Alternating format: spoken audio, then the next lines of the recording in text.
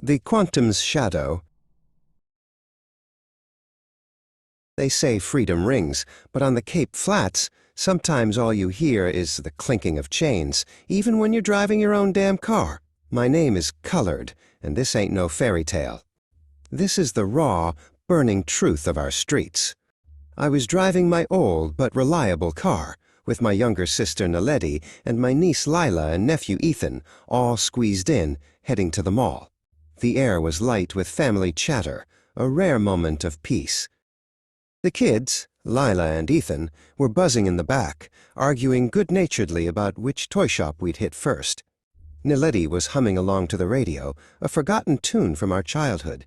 These moments, simple as they were, felt like gold dust in a world that often felt like concrete and dust. Then, out of nowhere, a hulking Toyota Quantum minibus taxi, painted in the colors of the local association, swerved in front of us, cutting us off completely.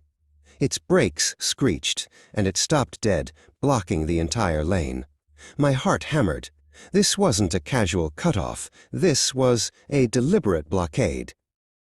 Two men, burly and stern-faced, emerged from the taxi. They wore the ubiquitous SAPS vests, their movements deliberate, menacing.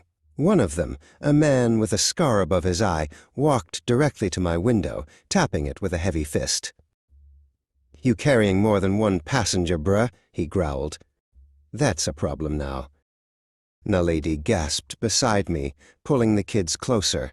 Grit continued, his voice dripping with authority he hadn't earned. "Breaking news, eh?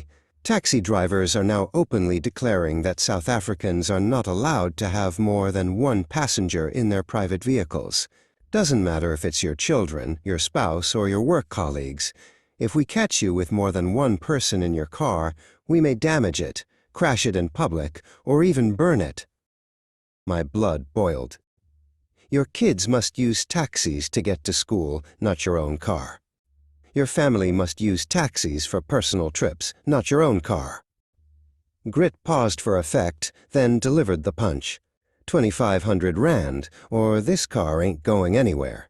We'll impound it ourselves, or maybe just set it alight. Your choice. 2,500 rand. For driving my own family. The sheer audacity of it. Why has the taxi industry failed to innovate like e-hailing services? Passengers prefer e-hailing because of better service, transparency, and respect, not because they hate taxis. Why don't taxi associations focus on eliminating pirate taxis eating into their profits, instead of victimizing ordinary families who just want to get from point A to point B? And what must people without taxi fare do? Walk long, dangerous distances to work or school. The police, nowhere to be seen, as usual. They know. Everyone knows. This isn't just about money. It's about control, about an unelected group holding a nation hostage, with the Department of Transport looking the other way. My hand trembled as I reached for my wallet. It wasn't just the money. It was the principle. The burning injustice. But with Naledi and the kids in the car, I had no choice. I paid. Every rand felt like a piece of my dignity chipped away, swallowed by the insatiable greed of those who believed they were above the law. They finally moved, the Quantum rumbling away, leaving us in its exhaust fumes. But the stench of injustice lingered. This isn't just my story. It's the story of every South African held captive by fear, by an unelected few. We paid today, but tomorrow. Tomorrow, we rise. Tomorrow, we remember our rights. We find our collective power. This is Kha-Loured, and the fight for our freedom, for our streets, for our very right to move, has only just begun. Are you ready to join us?